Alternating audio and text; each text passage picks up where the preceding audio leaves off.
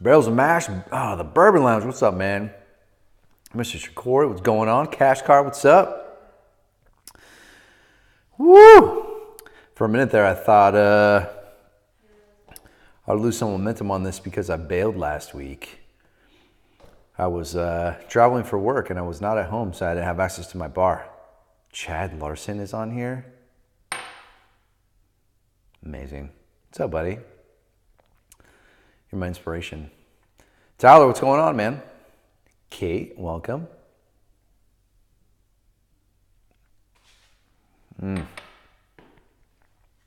Haley, welcome.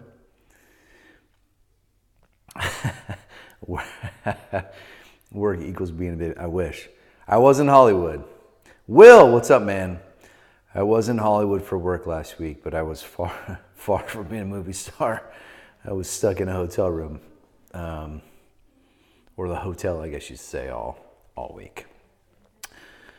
Roland, what's going on, man? Track the Trace, what's up? So if you guys want to know what I'm sipping on, this give you guys a quick look. That's what I got going on right now.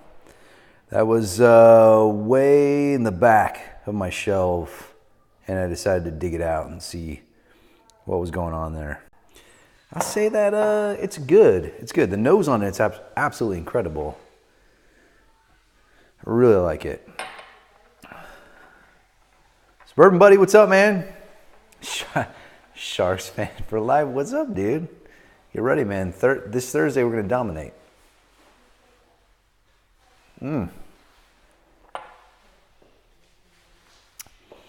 Beautiful and underrated, yeah. There's a lot of oak going on in it. It is 18 years old, but I do appreciate that oak, and there's a sweetness to it, but it's that nose, man. That nose gets me every time. Every time I pour it, it just, it's such a good nose on there. Track the Trace. I'm a very punctual person. Track the Trace. I will tell you, if I say 7, I'm 7 on the dot. I am Day Enja. I am Enja. I'm sorry, man, I'm butchering that, but welcome. Bryn, welcome. McPro0, welcome. I know, man, I'm missing the game. The thing is that I don't want to watch the game from the beginning. I just can't do it because I'd rather join towards the end. So as soon as I'm done with this, I'll have my cocktail. I'm going to go sit down. I'll watch the Ducks beat the Predators. Nashville Bourbon, what's going on? So tonight, just so everybody knows, we're going to be working on a swizzle. Jim A. Barnes, welcome. Wings 0923, welcome. Well, I know you wouldn't like that. Roden Cooper, welcome. It's all right. We'll see. It's 1-1, man. It's 1-1. Preds and the Ducks are 1-1. We'll see what happens. We'll see what Getzlaff is feeling like tonight. So like I said, we're going to be doing... I had a feeling that pretty much everybody on here was a Predators fan. It's all right. I appreciate hockey, man. Is what it is. Bourbon Finder, what's up, man? Welcome, Bourbon Finder. All right, so tonight we're gonna make a swizzle. So for those of you that don't know what a swizzle is, you're gonna be using a swizzle stick. And I'll go into what that actually is and stuff like that. But this is a really good drink. It's just a very light, refreshing drink. It's a lot of fun to make. So a couple weeks ago, we, the Devils are pretty, no comment on there. A couple weeks ago, we did a smoked old fashioned, and the smoke adds to the cocktail, in a nice way. It adds like a creaminess to it, and then there's that aroma that you get from that old fashioned when you smoke it that really just draws you in even more. But it's a really cool, fun party trick to make, light a fire and then put a glass over it and catch some smoke. And doing a swizzled drink is kind of the same thing. So when you swizzle a cocktail, a lot of that swizzle stick action that you got going on, there's a little bit of a show to it, and so it's a lot of fun. And so without further ado, I'm gonna go ahead and mount you guys up, and I'll get to start building this cocktail. And I know a couple of you guys might be following along with me, so if you are, I'll continue to make sure I reiterate the recipe and also what I'm doing here. But there's a process to this one. This drink does need to be built in a very specific way. So when I mount you guys up, I will not be able to see the comment, but I do encourage you guys to talk amongst yourselves. And then as always, I will come back and I will go through and look and see if you had any questions, or you can save them for the end. But I'm going to now show you guys how to swizzle. All right. My thing going here. So this is called the Hyde Park Swizzle. This is out of the Death & Co. book. So I'm a huge fan of the Death & Co. cocktail book. It's just an excellent, excellent book for building it. And I'm super excited because I just got an email the other day, and the aviary out in Chicago, they're doing a Kickstarter right now to release a cocktail book for their stuff. I'm not gonna lie, I'm a little bit intimidated about what you would have to execute some of the aviary cocktails, but I'm sold on it, and I will probably be picking that up. They're already crowdfunded on Kickstarter, so it's pretty much a no-brainer at this point. It's buy it, because you're gonna be one of the first to get it if you do it right now. All right, so swizzle. So we are going to be using what is called a swizzle stick tonight. Believe it or not, a swizzle stick is actually from a tree in the Caribbean. So this is what they used to use a long time ago to do some swizzles and stuff like that. A little fun fact is the swizzle stick originally was used to actually swizzle the bubbles out of champagne. So there were some people that didn't like all the effervescent of the champagne and all the bubbles that were in there. And so they would use a swizzle stick to swizzle out the bubbles. So you can still do that if you want to make your champagne a little less bubbly or take some of the carbonation out of something, that would do it. These are actually sold, metal ones, plastic ones, all kinds of things. But this particular one that I'm using is an actual swizzle stick. This is wooden. This comes from that tree that's in the Caribbean. It's just a branch off of it that naturally has this. They just kind of trim it down to get it that nice little swizzle that you got going on there. So the Hyde Park Swizzle is built into a tall pint glass. It's basically going to call for simple syrup, lime juice, 2 types of bitters, and a gin and some mint. And we are going to be doing some muddling as well today. Actually, you know what? Since we're doing muddling, knew I was forgetting something. Bring out my muddler. And like I said, it's just a very refreshing drink, a very good one. So without further ado, let's go ahead and get started. Now, the bitters are going to be last, so you can go ahead and set those aside if you're following along right now. We are pretty much going to build everything into the shaker. We're going to dry shake, and we're going to dump into our serving vessel, and then we're going to fill this with ice, and then we're going to swizzle, top with bitters, swizzle some more, and then we'll be able to serve it up. So let's get started. So the first thing you want to do is we're going to want to muddle our mint.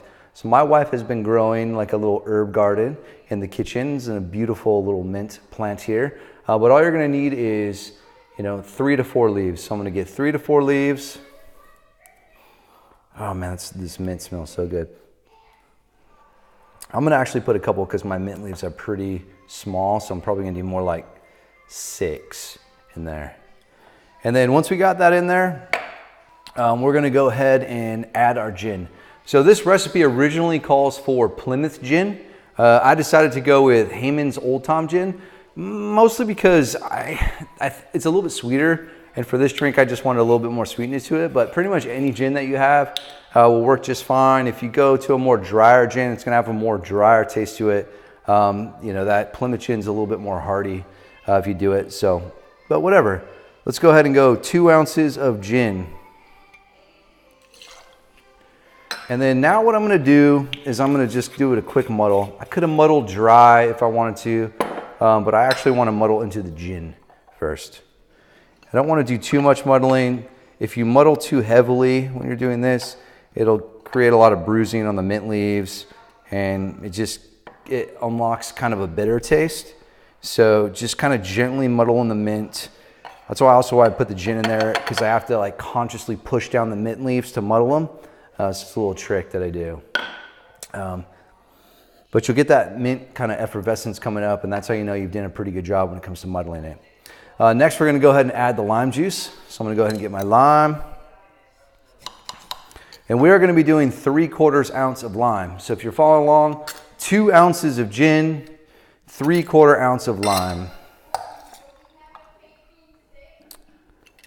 Get that there going. Perfect. Now after I've added my lime juice, I'm gonna go ahead and add my simple. Like I said, most people's simple syrup is probably lighter than this because you use regular table sugar. That's fine. I'm using a Demerara sugar. It's a little bit, you know, it doesn't strip out the coloring in the sugar. It's also a little bit richer. So I'm gonna add 3/4 ounce of simple syrup. So now that I got my mint, my lime, my gin, so it's gonna be 3 to 4 leaves of the mint. You muddle that, 2 ounces of gin, 3/4 ounces of the lime juice, 3/4 ounces of simple syrup. Now what we're gonna do is we're gonna dry shake this. So I'm gonna go ahead and get my mixing tin. I'm not gonna add any ice at all to this. I'm just gonna give it a quick dry shake just to kind of get things mixed together. And after I do that, I'm just gonna go ahead and pour everything into my glass here.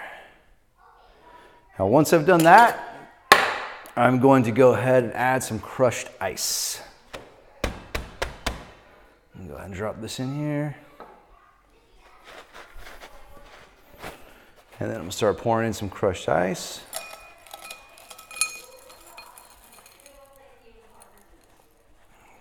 Now you are gonna get some dilution as you go through some of the muddling, so it's fine, or some of the swizzling. And now all you gotta do is basically swizzle. So kind of just go up and down.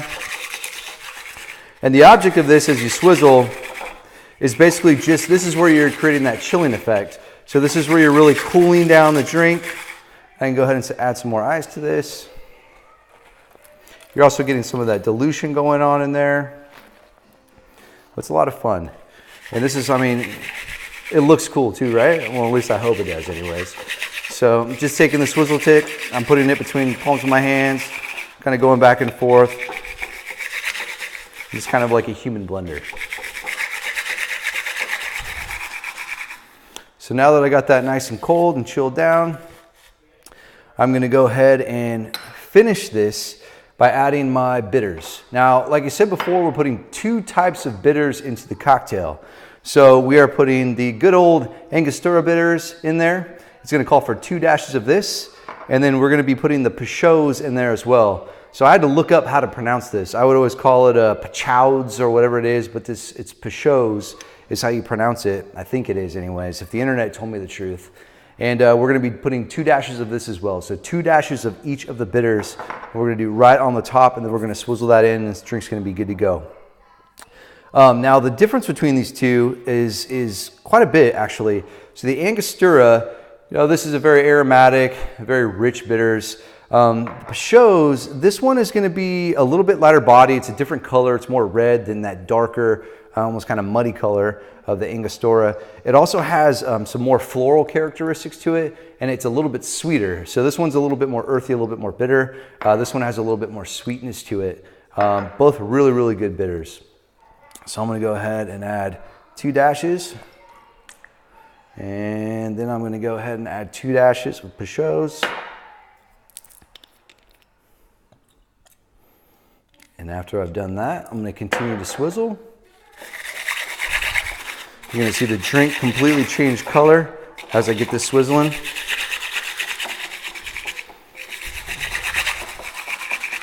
Probably should have used a little bit different vessel that I can get all the way down to the bottom with the swizzle, because I do have some separation down there, but that's nothing I won't be able to take care of with without using a straw. And I'll go ahead and top this with more ice just to get it all the way filled up to the top. Give it a nice look. Also to give me something to put my garnish in, which is going to be some mint. Let's go ahead and find...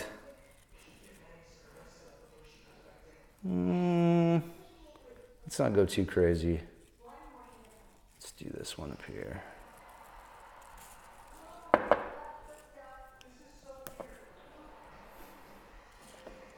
There we go. I got my straw. Let's go ahead and get this tucked down in here. And then what you got is a Hyde Park Swizzle. Cheers. Oh man, I can just smell the aromatics of those bitters in there.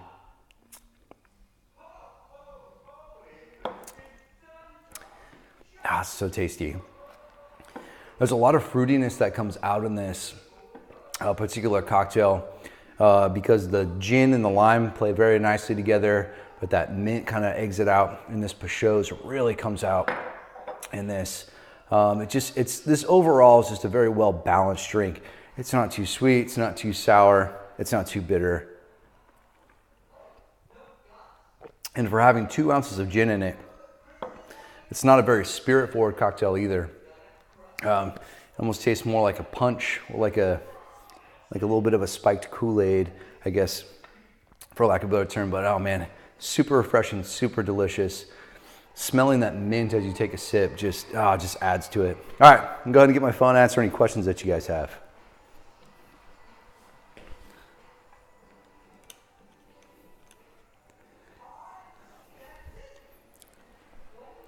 All right. Give you guys a little close-up of the drink while I scroll back through.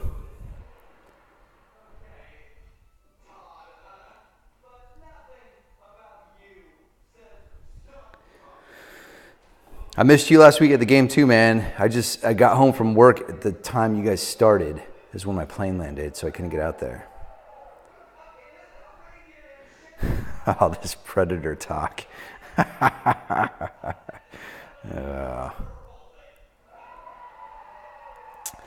Bryn, I know Brooke is doing a good job with that home garden.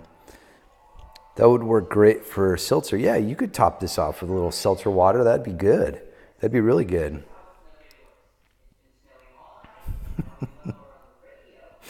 Bourbon Lounge, thanks for joining, man. It's awesome.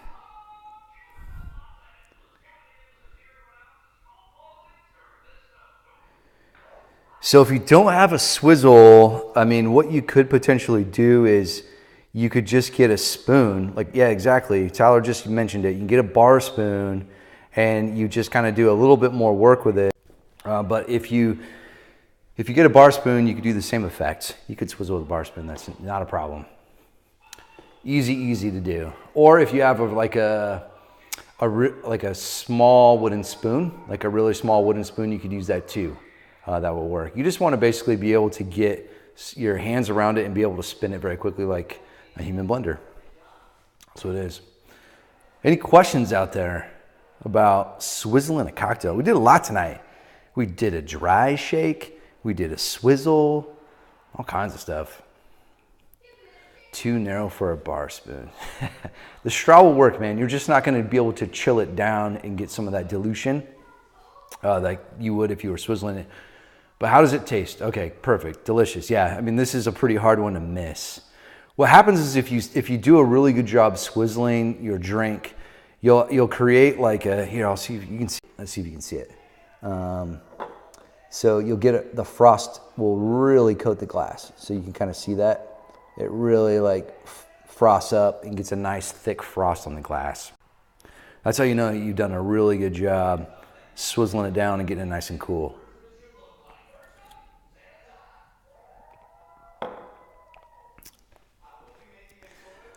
I should have used probably just a regular pint glass. Would have probably been a better one, because then I could have got the swizzle stick all the way down to the bottom. What else going on out there? I could show you a couple things that I got going on if you guys want to see. I'm switching back and forth. I just have a little bit of bourbon left, so I'll get this one going.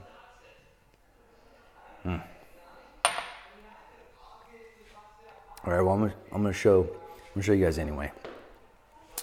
So notice this Nike box down here, and inside, I posted the other day that I was working on somebody with some blends. So these are all numbered. That's 21. So we have a spreadsheet that we created, and what we're doing is he put together way more blends than me, but we both put together a bunch of different blends, and blends being like different bourbons that we blended together, different ryes we blended together. We've even done some stuff where we've added a little bit of mezcal to some, or we've added some scotch, or we've even put in a little bit of rum, just to try to see if we can draw out some more flavors and things like that.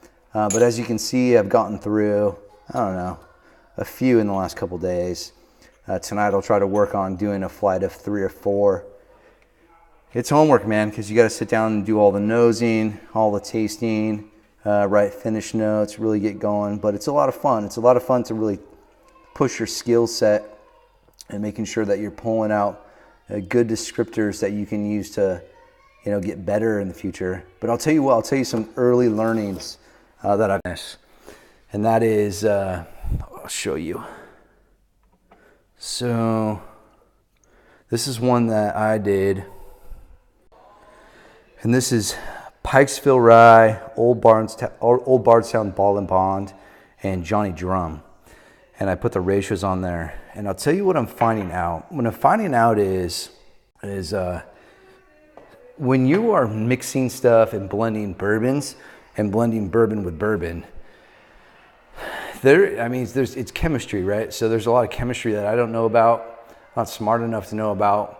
But I know what I'm looking for in taste, and I know what I like in each of the bottles that I'm trying to get more out of by blending them together.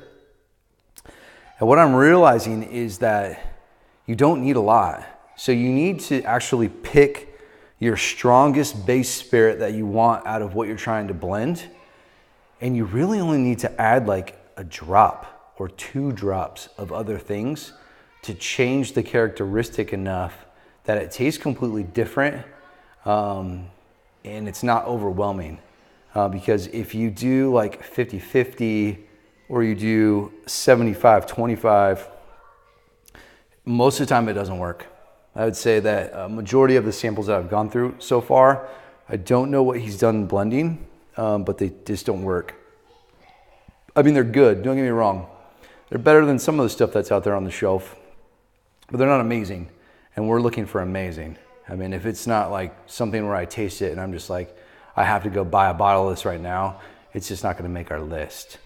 And we're going to probably fail really miserably for the first 100 samples that we do, probably. But it's all in the name of science, right? All in the name of science and all in the name of the bourbon community and getting you guys new cool things to be able to try out there. All right, if there's no questions, I'll show you guys one more thing. You're not gonna like it, but I did find a bottle of this bad boy today. I got a tip from Rivera on Instagram. He lives out in San Francisco by me, that Bevmo got their shipment of Weller 12 in today. And so I immediately called my local Bevmo and I said, hey, you guys got a Weller 12 in stock? And sure enough, they said, I don't know how you even know we have Weller 12. We just received it. I said, how many did you get? And they said, 1. I said, are you being serious with me right now? You only got 1? And they said, yeah. So I went in there and picked it up for a whopping, I believe it was $29.99. So it's always fun when you find those at retail. Chris, you're right. I'm not a big Weeder fan. That bottle will probably turn into a gift or a trade, most likely. I probably won't drink it because it's just not. Weeders are not my jam. But my father-in-law loves Weeders. So Father's Day is coming up. So it's either that or we'll go to a trade. Any other questions out there? Those of you that joined late, we did a Hyde Park Swizzle. It's mint, gin, lime, simple syrup, Angostura, and Peychauds bitters. And it is freaking delicious.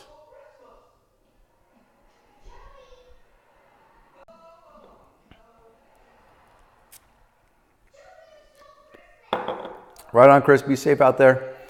Don't let those tornadoes hit you. Even though you live in Oklahoma, and technically you can say that everything is a tornado. You got E.H. Taylor tornado surviving, Warehouse C.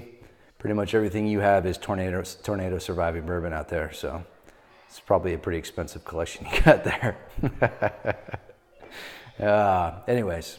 All right, guys. As always, if you have any suggestions or cocktails that you'd like to see me build, feel free to shoot me a direct message. I'd be happy to research that and get it going here for you. I have plenty on the list. Trust me, there's a lot more to come. Summertime's approaching, so I'll probably go do a little bit of tiki in the future as well. But appreciate everyone joining. Always a lot of fun. See you guys later.